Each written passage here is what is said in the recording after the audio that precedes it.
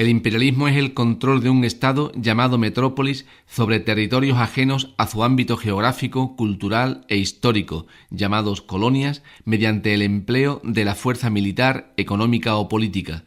Fue llevado a cabo durante el último tercio del siglo XIX por las potencias europeas, Inglaterra, Alemania, Francia y algunas extraeuropeas como Estados Unidos y Japón. A partir de la segunda mitad del siglo XIX, durante la segunda fase de la Revolución Industrial, las potencias imperialistas se lanzaron a la conquista por todo el mundo de nuevos territorios económica y tecnológicamente más atrasados con el fin de extender su poderío comercial. Hubo causas económicas como la necesidad de vender los excedentes de producción de sus fábricas, de obtener materias primas y fuentes de energía nuevas, más abundantes y baratas, de buscar nuevos campos de inversión. Conceden créditos a las élites locales e invierten en infraestructuras y en tierras vírgenes sin explotar, o de disponer de mano de obra barata.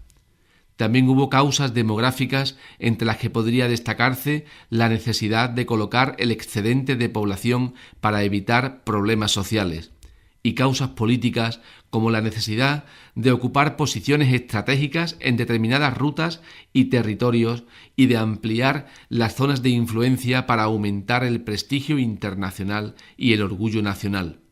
Finalmente, habría que indicar causas de tipo ideológico y científico. El interés por conocer y explorar, despertado por las sociedades científicas, estudios geográficos, libros de viajeros, y el hecho de que el nacionalismo defendiera la superioridad de algunas naciones y el derecho de éstas a imponerse a otros pueblos. Las potencias imperialistas siempre encontraron una justificación moral y ética a las conquistas que realizaban. La misión evangelizadora de la Iglesia, mostrar la superioridad de la raza blanca capaz de haber logrado progresos científicos y técnicos que han mejorado la vida de las personas, o la responsabilidad del hombre blanco de enseñar al hombre negro. Ahora que ya saben las causas que dieron lugar al desarrollo del imperialismo en el siglo XIX, vamos a hacer un pequeño recorrido por el mundo tal y como estaba a finales del siglo XIX, para que veas sobre el mapa la extensión de los grandes imperios coloniales que crearon las principales potencias europeas. El Imperio Británico fue el más extenso de todos. Comenzó a formarse en el siglo XVIII, pero alcanzó la madurez durante el largo reinado de Victoria I de Inglaterra, 1837-1901. Sus dominios se extendían por los 5 continentes. En Asia, la India fue sin duda el dominio más importante del Imperio Británico y se la conocía como la joya de la corona. Se trataba de una colonia de explotación administrada por la Compañía de las Indias Orientales. Se convirtió en la principal suministradora de materias primas, algodón, té. La construcción del Canal de Suez agilizó de manera notable las relaciones con la metrópolis.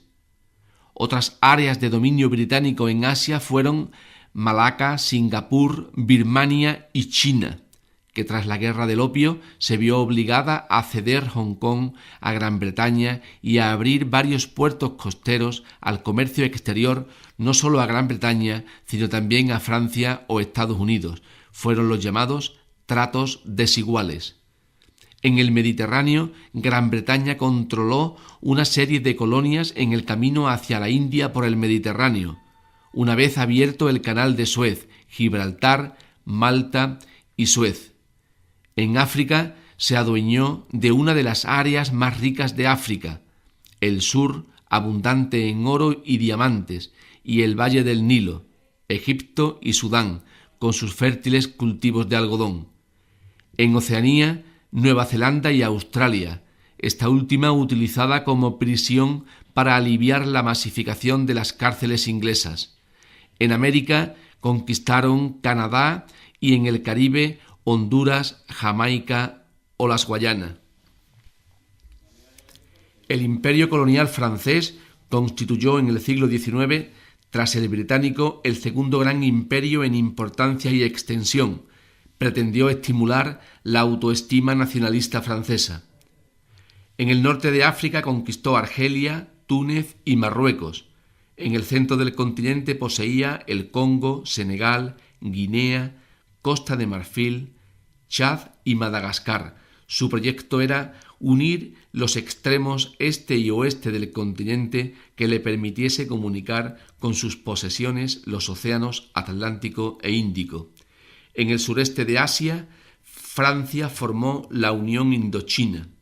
En América controló en el Océano Pacífico Tahití y en América del Sur Guayana. Prácticamente todos los grandes países europeos tuvieron territorios coloniales en el siglo XIX y ya al final del siglo Estados Unidos y Japón se unieron al proceso. Alemania, ocupada en el proceso de unidad nacional, se incorporó tarde al nacionalismo, igual que Italia. Logró anexionarse tras la Conferencia de Berlín de 1885, que decidió el reparto de África, algunas posesiones en África, Togo, Camerún y Tanganica, y en Oceanía, Nueva Guinea. Portugal reafirmó y aseguró su presencia en Angola y Mozambique. España, tras una guerra con Estados Unidos, perdió en 1898 sus colonias de Cuba, Puerto Rico y Filipinas. Controlaba en África Occidental Ifni, Río Muni y Fernando Po. Los Estados Unidos, tras la Guerra de Secesión 1861-1865, inician su expansión colonial con la compra de Alaska a Rusia y la guerra con España 1898, que le da el dominio del Caribe y la influencia sobre Cuba. Sin embargo, gran parte de la acción imperialista de USA, de Estados Unidos, se concentra en la conquista del oeste. Los europeos y el resto de potencias coloniales, Estados Unidos y Japón, se comportaron de forma muy diversa en sus territorios coloniales dependiendo de los intereses perseguidos. Podemos distinguir las siguientes formas de dominación y organización colonial. Las colonias de administración directa eran territorios que habían sido conquistados por las armas. La potencia colonial imponía sus funcionarios y sus instituciones y las administraba sin ningún tipo de compromiso hacia la población local. Fue el tipo más extendido. Los protectorados eran territorios donde se respetaba el gobierno indígena ya existente para evitar problemas.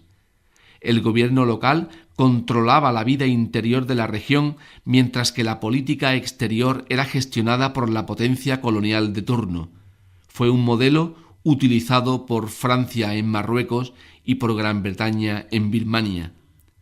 Los dominios eran colonias con una población blanca mayoritaria, motivo por el que la metrópolis le otorgaba un amplio autogobierno para gestionar sus propios asuntos, pero siempre limitado por un gobernador nombrado por la reina.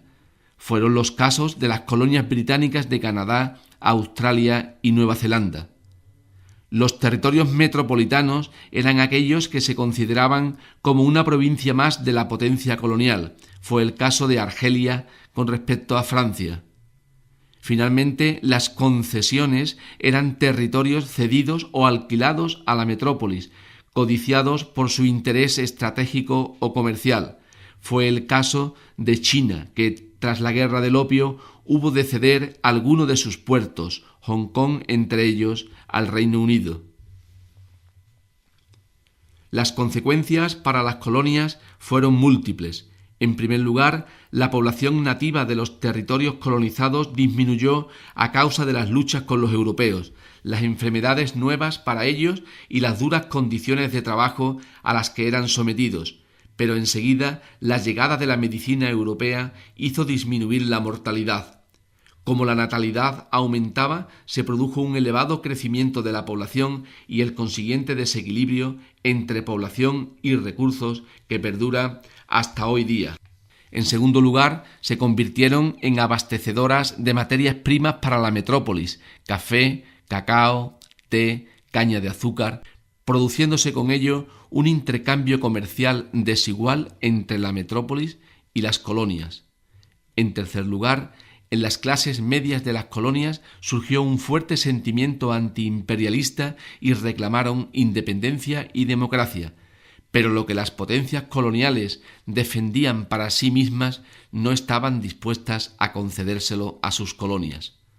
En cuarto lugar, frente a la minoría procedente de las metrópolis, que tenía todo el poder económico y político, y una pequeña élite nativa que colaboraba con ellos, había una inmensa mayoría de población local marginada y explotada, situación aún no superada en la actualidad. En quinto lugar, la destrucción de las culturas nativas. Los europeos impusieron y no respetaron sus tradiciones y su cultura, su lengua y su religión, ya que los veían como seres inferiores. En sexto lugar, la creación de fronteras artificiales que nada tenían que ver con la configuración preexistente, forzándose la unión o segregación de grupos tribales y étnicos, provocando innumerables conflictos raciales que se mantenía vivo hasta nuestros días, caso de Ruanda o Liberia, entre otros. Y finalmente, la alteración del medio ambiente por la tala de bosques y su sustitución por plantaciones.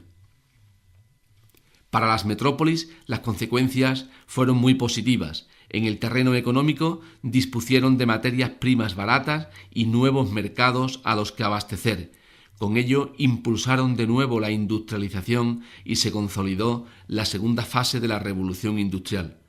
Desde el punto de vista político, se creó una fuerte rivalidad y tensiones internacionales entre los países, que se agudizaron por los constantes choques fronterizos, lo que llevó inevitablemente al estallido de la Primera Guerra Mundial. Y desde el punto de vista cultural, se inició entre las clases burguesas una fascinación por lo exótico y la aventura, que se dejó notar durante bastante tiempo en la decoración, las formas artísticas y literarias.